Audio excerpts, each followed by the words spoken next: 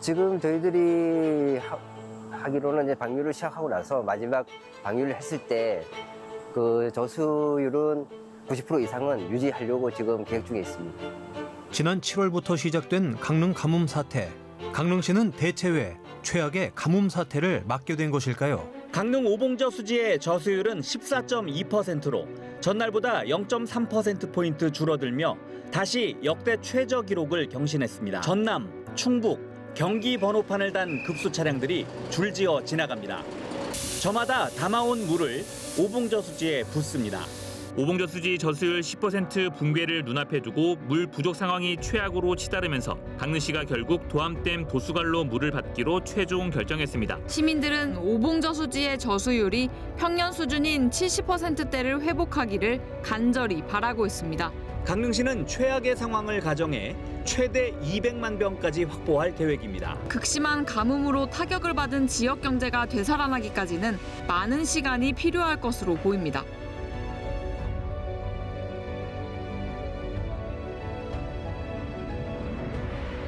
여기 치수원이 오봉저수지가 거의 강릉시의 87%를 담당하기 때문에 7월부터 농업용수를 제한급수를 시작했습니다. 처음에는 한 2일 급수, 2일 단수로 시작해서 3일 급수, 7일 단수까지도 하다가 국가재난 선포가 된 이후에는 아예 단수를 했습니다.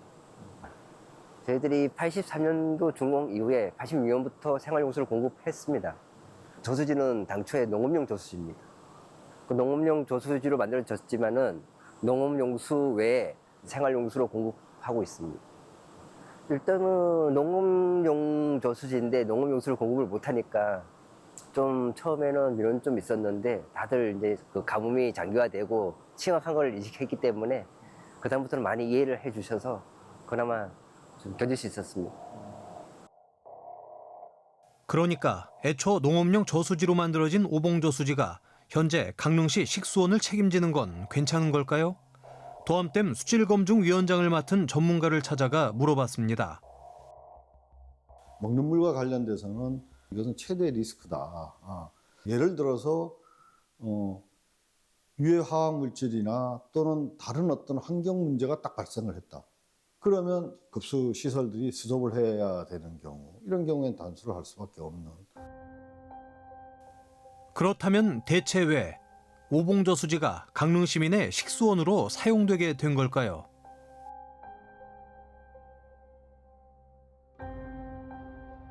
그때의 강릉시의 상수원은 정수보 밑에 있는 데서 하천 수가 이제 식수원이었어요. 그런데 상류에 있는 오봉댐에 물을 치수를 하게 되니까 이제 하천에 물이 없게 되지 않습니까? 그래서 거기에 그때에 이제 85년도에 이제 오봉댐으로 치수원을 옮기게 되고, 그래서 오봉댐의 치수가 일정하게 이제 정상적으로 되면 하천 유량과 상수원수를 내려보내면 다시 이제 홍제동 치수보로 내려오려고 이제 계획을 잡고 있었죠. 그런데 그 와중에 90년도부터 도암댐이 발전 방류를 하기 시작을 했습니다. 그래서 그 도암댐에 오염된 수질들이 내려오면서 이제 상수원이 오봉댐에서 하천인 강릉 남대천으로 내려오지 못하게 됐고요. 대관령 일대물을 도암댐에 가뒀다가 강릉 수력발전소에 보낸 뒤 다시 강릉 남대천에 흘려보내는 방식. 헌데 당시 도암댐 상류엔 하수종말 처리 시설이 없었습니다. 여러 가지 오염물질이 그대로 남대천에 흘러들어 심각한 수질 오염이 발생했던 거죠. 강릉시 생활용수 공급의 87%를 차지하는 오봉저수지, 이대로 괜찮을까요? 그 다음에 이 오봉댐은 농어촌 기반공사, 농어촌공사가 갖고 있는 농업용 댐이기 때문에 상수 원수 값을 지금 지불하고, 그때 2009년 미만까지는 한 18억 정도, 그 위에 2009년부터 연간 20억, 최근에는 한 30억 정도 매년 이제 물값을 주고 저희들이 사먹고 있는 상태죠. 그래서 굉장히 이제 불안합니다. 오봉저수지는 농업용 저수지이기 때문에 농업용수와 병행을 해야 되고, 또 그 댐의 순수한 기능은 농업용이기 때문에 이제 조금 이제 어려운 점이, 걱정되는 점들이 많다.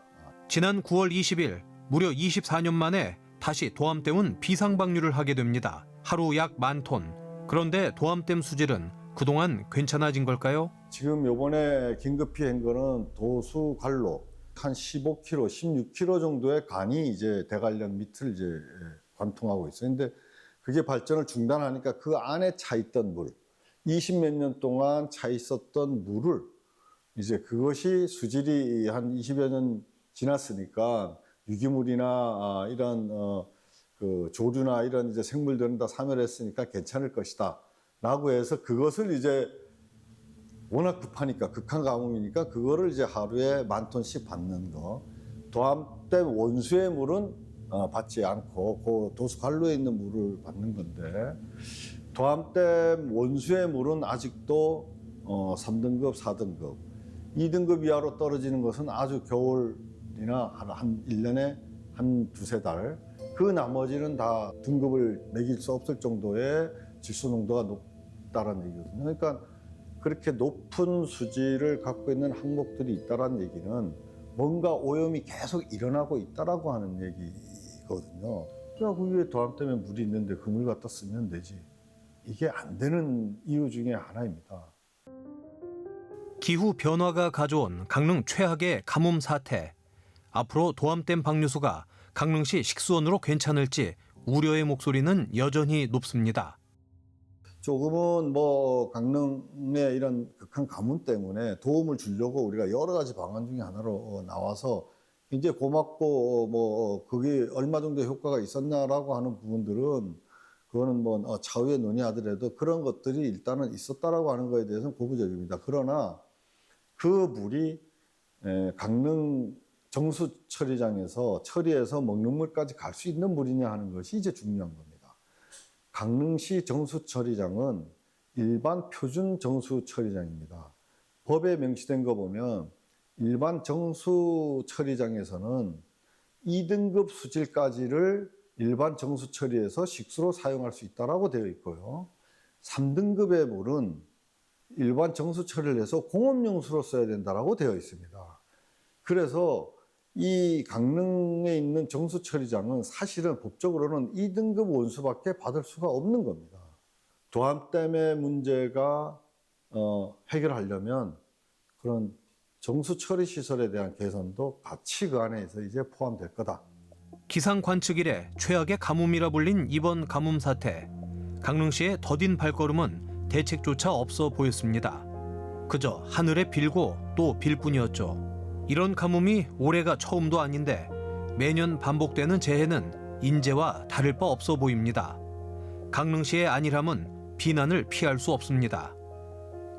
이 강릉 지역의 상수도 관망의 지금 누수율이 굉장히 높은 한 24.1%, 지금 전국 평균이 한 9.9% 되고요. 서울시 같은 경우는 한 뭐 1%, 2%. 그 다음에 강원도에서도 이제 원주가 조금 높아서 이제 한 전국 평균이 한 10.8% 정도 됩니다. 그래서 이러한 누수율이 높다 보니까 결국에는 많은 우리가 상수원을 또 상수도를 개발하고 만든다 할지라도 실제 공급되는 양은 적죠. 그러다 보면 원수 자체가 이제 많이 들어가는 그런 이제 문제가 있고. 풍요의 상징이던 물이 이젠 도시의 생명을 위협하는 존재가 됐습니다. 가뭄은 단지 하늘 탓만은 아니었습니다.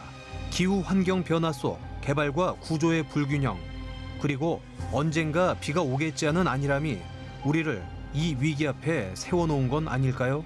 108년 만의 가뭄이 남긴 질문, 이대로 괜찮은가? 이제 그 물음에 답할 시간입니다.